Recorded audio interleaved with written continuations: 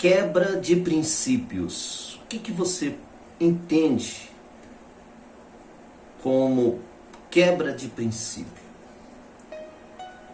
Hoje, muitas pessoas buscam a Deus e eles estão buscando a Deus de uma forma, às vezes, não entendendo o propósito de Deus. A palavra do Senhor diz que, lá em Gênesis 1 e 2, que Deus criou todas as coisas e criou o homem no propósito que o homem governasse, que tivesse domínio sobre todas as coisas criadas por Deus. Deus deu essa autoridade para o homem. O homem, ele deu nome a todos os animais, as aves do céu, os peixes, todas estas coisas que nós vimos e contemplamos com os nossos olhos.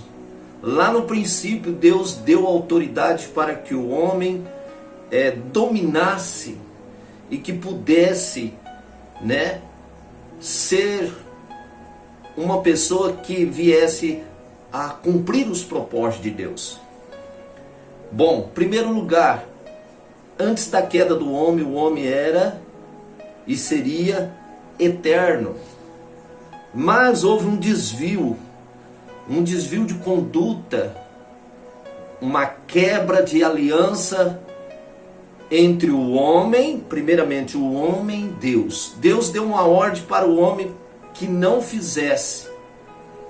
Deus deu tudo para o homem, o domínio sobre todas as coisas criadas na terra. E o homem vivia para sempre, eternamente. Este foi o propósito de princípio e continua sendo o propósito de Deus. Mas o homem, dando ouvido à serpente, que simboliza Satanás, houve a queda do homem. E com esta queda do homem, os propósitos foram quebrados e o entendimento foi reduzido. E nós hoje temos uma mentalidade em relação a buscar a Deus com a nossa visão só terrena. E esquecemos que o propósito de Deus continua. O propósito de Deus continua nesta terra, junto com a humanidade e com todos. A oração do Pai Nosso, ela diz: seja feita a tua vontade, aqui na terra como no céu. Então, primeiramente, Deus tem um propósito com a humanidade aqui. Mas nós, muitas das vezes, o nosso raciocínio e a maneira de pensarmos, sem receber ou até mesmo sem querer a revelação de Deus nas nossas vidas, então nós se achegamos a Deus e de alguma forma nós, com a mente e o coração corrupto, queremos que Deus, Ele abençoa nós de qualquer maneira. Nós acreditamos no sistema do culto. Nós achamos que se cantarmos bem, participarmos de todo o sistema, todo o rito da igreja, ok? Cantarmos, pregarmos, quem tem o dom o desejo, um coração aberto para zelar da igreja, e as pessoas estão entendendo que isso é o propósito final de Deus, que nós dependemos todos os dias de bater na porta do céu e pedir que Deus abençoe nossos planos aqui.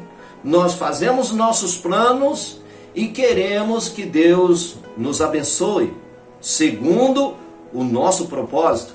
Será que é isso mesmo? Será que nós estamos corretos ao pensar desta maneira? Veja bem, o primeiro sacrifício que houve no começo, em Gênesis 4, depois da queda do homem, a palavra diz que de Adão e sua esposa Eva nasceram 2 homens, Caim e Abel. A gente vê que em Abel havia fé no coração dele e, portanto, ele sempre andou querendo a aprovação de Deus, temendo a Deus. Mas já na vida de Caim, Caim nem se importava com Deus.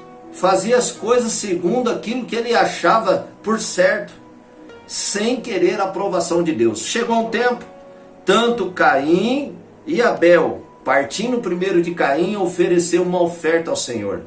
Caim era agricultor, né? Pegou alguns frutos da terra e apresentou a Deus. E em seguida Abel pegou uma das suas ovelhinhas, matou, cortou, ofereceu os melhores pedaços a Deus, e Deus se alegrou da oferta de Abel e não de Caim. Por que será? Porque será que era cordeiro? Será que tinha tudo a ver que Deus enviaria mais tarde o seu filho a morrer na cruz do Calvário? Porque está escrito que Jesus é o cordeiro, né, que tira o pecado do mundo? Será que era nesse sentido? Por isso que Deus aceitou a oferta de Abel e não de Caim?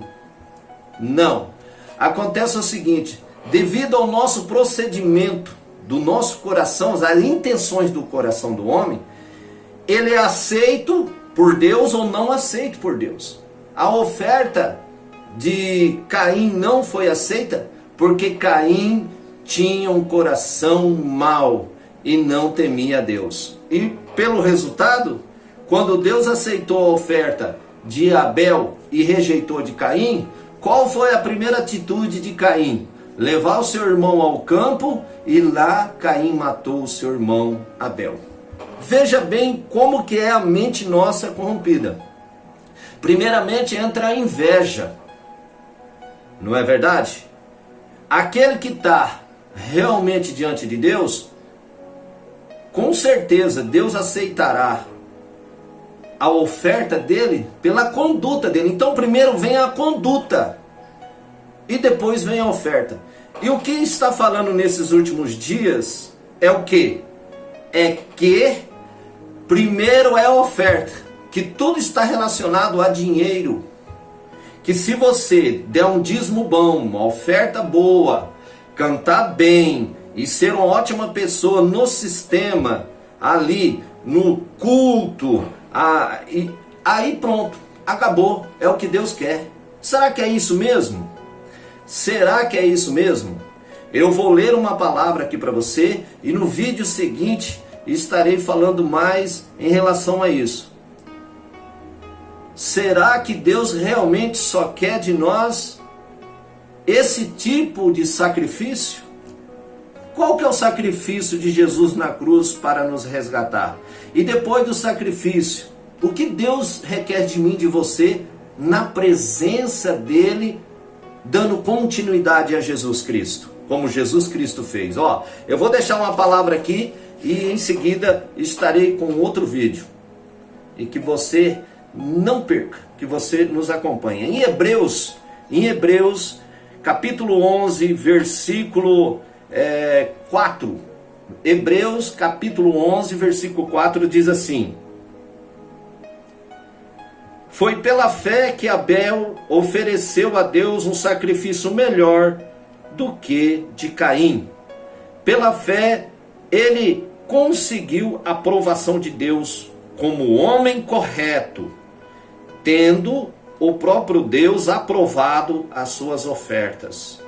Por meio da sua fé, Abel, mesmo depois da morte, ainda fala. Veja bem,